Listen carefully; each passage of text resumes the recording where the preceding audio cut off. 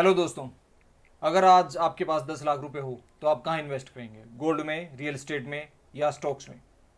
तो आज का टॉपिक हमारा इसी बारे में है कि हमारे पास अगर कुछ इन्वेस्टमेंट के लिए अमाउंट है तो हमें कहाँ इन्वेस्ट करना चाहिए, क्या हमारे लिए बेटर है। तो जब तक हम डिसाइड करेंगे क्या हमारे लिए बेटर है, मैं चाहता हूँ आप हमारे चैनल को सब्सक्राइब कर लें और बेल आइकन ज़रूर दबाएं। बेल आइकन से ही आपको जो ऐसे इंपॉर्टेंट और फाइनेंशियल ग्रोथ के जो वीडियो हैं वो मिलते रहेंगे, आपको नोटिफिकेशन आती रहेगी। तो क्यों हमें डिसाइड करना ज़रूरी है? क्या ऐसी सिचुएशंस हैं जिसकी वजह से हमें डिसाइड करना ज़रूरी है कि कहाँ इन्वेस्ट करें? तो सबसे पहले तो क्या है कि इंटरेस्ट रेट डाउनवर्ड ट्रेंड में चल रही हैं, इंटरेस्ट रेट कम होती जा रही हैं, आरबीआई इंटरेस्ट रेट घटा रहा है, इन्फ्लेशन इंडिया का काफ़ी कम आ रहा है, इंडियन गवर्नमेंट भी कुछ मेज़र ले रही है लिक्विडिटी बढ़ाने के, कंजप्शन बढ़ाने के, ग्लोबल अनसर्टेनिटी चल रही है जैसे ट्रंप की और ट्रंप से टैरिफ की। तो ये बहुत सारे फैक्टर हैं जो इम्पेक्ट करते हैं कि हमें क्या फ्यूचर में करना चाहिए। अब हम तीनों एसेट की बात करते हैं तो तीनों एसेट में हम गोल्ड की बात करते हैं तो गोल्ड ने लास्ट 1.5 ईयर में काफ़ी अच्छा रिटर्न दे दिया है। रियल एस्टेट ने पिछले 4 साल में काफ़ी अच्छा रिटर्न दिया है। अभी अराउंड 1 ईयर या 6 मंथ से जो है थोड़ा स्टेगनेशन है। और स्टॉक्स भी पिछले 1 साल से जो है मार्केट जो है उनका कोई पॉजिटिव रिटर्न नहीं आया, तो लगभग 1 साल से उसका नेगेटिव रिटर्न ही है। उससे पहले जो है बहुत अच्छी ग्रोथ स्टॉक्स ने दी थी। तो अब ये सारे फैक्टर भी जो है हमने किसने क्या रिटर्न दिया क्या नहीं दिया ये भी इंपॉर्टेंट रोल प्ले करते हैं कि जब आप डिसाइड करें कि क्या कहाँ इन्वेस्ट करें। तो हम क्या करते हैं, एक एक करके तीनों के बारे में जानते हैं कि क्या किस में क्या चाहिए है, क्या कहाँ पे कब किस में इन्वेस्ट करना चाहिए, ये भी हम फिर आगे डिस्कस करें। तो सबसे पहले बात करेंगे गोल्ड की। गोल्ड के क्या फ़ायदे हैं? ये यूनिवर्सल हेज है। आपको जो है कोई भी आपकी कंट्री में कोई बुरी सिचुएशन हो जाती है तो आपके स्टॉक्स गिर जाएंगे, इकोनॉमी में कोई इशू आ जाता है आपके स्टॉक गिर जाएंगे, रियल स्टेट की वैल्यू गिर जाएगी, बट गोल्ड की बढ़ जाएगी। पूरे वर्ल्ड में कहीं कोई अनसर्टेनिटी आती है तो भी गोल्ड की वैल्यू बढ़ेगी। गोल्ड जो है अनसर्टेन टाइमों के लिए बहुत अच्छा है और ये आपके बाकी सारे एसेट को हेज करने के लिए भी अच्छा है। इसमें लिक्विडिटी भी अच्छी रहती है और आप छोटे छोटे अमाउंट में भी इसको परचेज कर सकते हैं। इसके ड्रॉबैक क्या क्या हैं, कॉन्स क्या क्या हैं इसमें? गोल्ड के जो ड्रॉबैक हैं वो हैं, ना तो कोई पैसिव इनकम है, आपने ले लिया जब तक आप सेल नहीं करोगे उसको आपको कोई इनकम नहीं आएगी। सेकंड जो है आपको जो है इसको स्टोर करके रखना, जो है स्टोर करके रखने के लिए भी आपको कॉस्ट मोस्टली आपको देनी पड़ती है। जैसे बैंक लॉकर वगैरह में घर में है तो फिर आपको डर लगा रहता है चोरी का, तो ये भी इशू है। थर्ड जो है इसमें गोल्ड का क्या होता है कि लंबे टाइम तक जो है इसका एक ट्रेंड चलता है, ग्रोथ का ट्रेंड है तो ग्रोथ का चलेगा, फिर उसके बाद काफ़ी टाइम तक ये स्टेगनेट रहता है। तो लंबे टाइम तक जो है स्टेगनेट प्राइस जो है सेम रह सकता है, स्टेगनेट रह सकता है। ये इसके कौन हैं। अब सेकंड बात करते हैं रियल स्टेट की। रियल स्टेट के क्या बेनिफिट्स हैं और क्या इसके कौन हैं।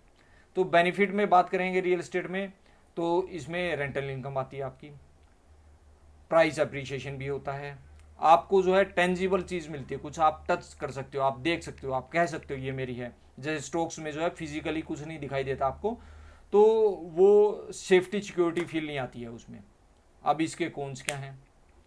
रियल एस्टेट में आपको जो स्टार्ट में इन्वेस्टमेंट के लिए काफ़ी मोटा अमाउंट चाहिए, काफ़ी बड़ा अमाउंट चाहिए, या फिर आपको बहुत लंबी टाइम की लाइबिलिटी लेके लोन लेके आपको इन्वेस्टमेंट करनी पड़ती है, उसमें भी डाउन पेमेंट के लिए आपको काफ़ी बड़ा अमाउंट चाहिए। तो आपका स्टार्टिंग पॉइंट जो है, फर्स्ट जो सीडी मान लो आपको लेनी है तो वो ही काफ़ी ऊंची है, आपका स्टार्टिंग पॉइंट ही काफ़ी वैल्यू है उसकी, तभी आप रियल एस्टेट में एंटर कर सकते हो। सेकंड, रियल एस्टेट को मेंटेन करके रखना पड़ता है, इसके मेंटेनेंस चार्जेस भी होते हैं, अगर कोई रेंट पे नहीं आया है तो मेंटेनेंस चार्जेस भी होते हैं।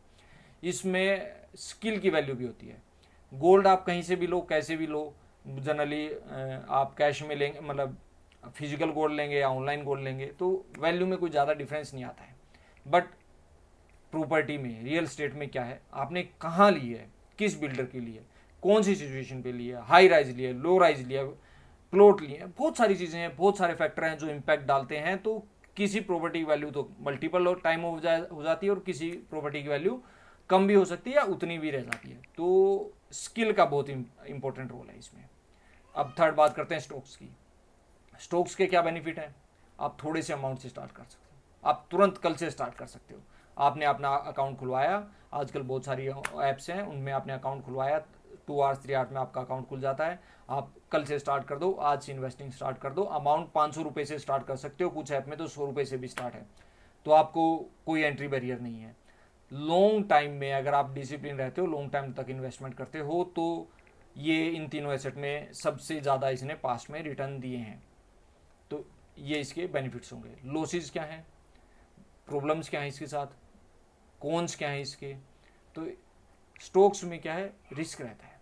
स्मॉल थोड़े टाइम के लिए अगर आपको इन्वेस्टमेंट करना है तो हो सकता है मार्केट उस टाइम डाउन ट्रेंड चल रही हो या स्टेगनेंट हो, तो आपको रिटर्न ना आए या नेगेटिव रिटर्न आए। लॉन्ग टाइम होराइजन होना ही होना चाहिए आपका। अगर शॉर्ट टाइम है तो इसमें रिस्क है, वोलेटिलिटी काफ़ी रहती है इसमें, और इसमें स्किल भी बहुत चाहिए। मतलब आप बिना स्किल के बहुत अच्छे स्टॉक नहीं चूज़ करोगे, तो फिर आपको इंडेक्स फंड की तरफ जाना चाहिए।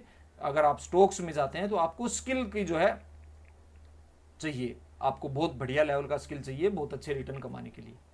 फिर इसमें आपको डिसिप्लिन चाहिए। लॉन्ग टर्म तक आपको धीरे धीरे थोड़ा थोड़ा थोड़ा थोड़ा आप जितना भी डाल सकते हैं उतना उतना आपको लॉन्ग टर्म तक इन्वेस्टमेंट करते रहना है। ये वन टाइम कमिटमेंट नहीं है। रियल एस्टेट में एक बार खरीद लिया कई सालों तक चलेगा। गोल्ड भी जनरली लोग ऐसा नहीं करते कि हर महीने हर मंथ खरीदते हो, तो 6 महीने में, साल में या क्वार्टर में एक बार खरीद लेते हैं। बट इसमें डिसिप्लिन वे में आपको लंबे टाइम तक रेगुलर करना पड़ेगा, तो आप में डिसिप्लिन भी होना चाहिए। अब ये तो हो गए इन तीनों के प्रोज की बात और कॉन्स की बात। अब हम इन तीनों को कंपैरिजन करते हैं कुछ एक पॉइंट्स पे। गोल्ड, पहले गोल्ड, फिर रियल एस्टेट और फिर स्टॉक्स। सबसे पहले जो है रिस्क, रिस्क जो है हमारा गोल्ड में बहुत कम है, रियल एस्टेट में मीडियम है, और जो स्टॉक्स है उसमें हाई रिस्क है। अब दूसरे सेकंड आता है अफर्ट। अफर्ट जो है हमें गोल्ड में बिल्कुल लो लगानी है, हमें कोई एफर्ट नहीं लगानी है, सीधा जाना है, सीधा बाय करना है या ऑनलाइन बाय करना है, गोल्ड ETF बाय करनी है, और उसमें कोई एफर्ट नहीं लगानी है। हमें रियल एस्टेट में काफ़ी एफर्ट लगानी है, क्योंकि रियल एस्टेट में लोकेशन, सिचुएशन, सारी चीज़ें जो है बहुत मैटर करती हैं। बहुत ज़्यादा नॉलेज और बहुत ज़्यादा आप रिसर्च के बाद ही, क्योंकि इन्वेस्टमेंट भी बड़ी होती है तो आपको एफर्ट डालनी पड़ती हैं। थर्ड जो है स्टॉक्स में जो है अगर आप म्यूचुअल फंड, इंडेक्स फंड में लगा रहे हैं तो आपको ज़्यादा कुछ एफर्ट नहीं डालनी है। गोल्ड से थोड़ी ज़्यादा, कौन सा बेटर है ये सोचना है, उसको बार बार चेक करना है 3 महीने में, हर महीने, 6 महीने में, कि उसमें का रिटर्न क्या चल रहा है, एवरेज रिटर्न आ रहा है नहीं आ रहा है, वो सारी चीज़ें करनी है। तो इसमें मीडियम जो है आपका एफर्ट लगता है। और अब रिटर्न की बात करते हैं। लास्ट 10 ईयर के रिटर्न की बात करें तो गोल्ड का और स्टॉक मार्केट का रिटर्न लगभग 12 to 14% के आसपास है। वही जो रिटर्न है गोल्ड का और स्टॉक मार्केट का सेम है। रियल एस्टेट का जो जनरली रिटर्न 8-9% तक रहता है, वो उसमें 5-6-7% का आपका अप्रिसिएशन होता है, 2-3% आपका जो है रेंट का हर साल आपको आता रहता है। तो ये कंपैरिजन हो गया। अब इसमें एक पॉइंट और हमारा रह गया, लिक्विडिटी। लिक्विडिटी की इसमें तो अगर हम बात करें, गोल्ड को हम आराम से बेच सकते हैं, सेल कर सकते हैं, लिक्विडिटी इसमें हाई है। रियल एस्टेट में लिक्विडिटी हाई नहीं है। रियल एस्टेट को बेचना आपको कुछ मंथ्स भी लग सकते हैं, कुछ साल भी लग सकते हैं। आपको बेटर प्राइस चाहिए, आपने जो खरीदा उसके हिसाब से या आपकी एक्सपेक्टेशन के हिसाब से प्राइस चाहिए, तो आप जल्दी नहीं कर सकते उसमें। तो रियल एस्टेट ऐसा एसेट नहीं है जो आपने रोज़ लेना है या बेचना है, वो आपको लॉन्ग टर्म के लिए लेना है। और जो स्टॉक्स हैं उसमें तो लिक्विडिटी इतनी ज़्यादा हाई है कि आप तुरंत अभी आपने मार्केट आवर्स में अभी सेल किया और अभी आपके अकाउंट में पैसे आ गए। अभी जैसे जीरोदा है, एंजल है, इन सब में अपने तभी पैसे आ जाते हैं, नेक्स्ट डे आप उनको विड्रॉ कर सकते हो। तो बहुत इजी है, लिक्विडिटी इनमें बहुत हाई है। अब ये तो हमने कंपैरिजन कर लिया, तीनों के बेनिफिट लॉसेस देख लिए। अब हमें लेना कौन सा है, क्वेश्चन तो वहीं आ गया। तो हमें इन तीनों चीज़ों में से किस में इन्वेस्ट करना है, ये डिपेंड करता है हमारी सिचुएशन क्या है, हमारी एज क्या है। अगर हमारी एज कम है तो हमें जो है स्टॉक्स में जाना चाहिए, क्योंकि जिनका रिटर्न ज़्यादा है, रिस्क ज़्यादा होने के बाद भी अगर लॉन्ग टर्म में करेंगे तो रिस्क, लॉन्ग टर्म तक इन्वेस्ट करेंगे तो रिस्क जो है चांसेस बहुत कम हो जाते हैं, रिस्क हमारा कम हो जाता है। तो हमें सबसे पहले स्टॉक्स में जाना चाहिए। अब डिपेंड करता है हमारा रिस्क एपेटाइट क्या है। हमारा रिस्क एपेटाइट, हमें ज़्यादा रिस्क चीज़ पसंद नहीं है तो हम गोल्ड लेंगे, रियल एस्टेट लेंगे। हमें कॉन्टीन्यूस रिटर्न चाहिए, कोई मंथली इनकम चाहिए। अगर ऐसा कुछ है तो हमें रियल एस्टेट लेना पड़ेगा जिससे रेंट आता रहे। डिविडेंड स्टॉक्स भी होते हैं, बट उसमें फिर क्या होता है कि डिविडेंड स्टॉक क्या आप मार्केट के अकॉर्डिंग परफॉर्म करेंगे कि नहीं करेंगे, एप्रिसिएशन उनमें आएगा कि उतना नहीं आएगा, वो डिपेंड करता है। तो आपको मंथली इनकम चाहिए तो आपको रियल एस्टेट में जाना पड़ेगा, वो चाहे कमर्शियल हो या रेजिडेंशियल हो, वो अलग अलग बातें हो जाती हैं। और इस तरह से अलग अलग कंडीशन है आपकी।